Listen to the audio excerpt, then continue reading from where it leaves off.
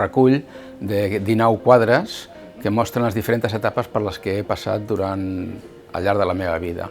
Pot veure l'evolució. Primer va ser el pinzell i després ha sigut l'espàtula, que és amb el que m'estic ara esplaiant, amb temes també més paisatgístics i més expressius. L'objectiu és donar a conèixer els 19 quadres que m'han servit a mi d'alguna manera com a ajuda terapèutica per fer front al dia a dia de l'activitat professional.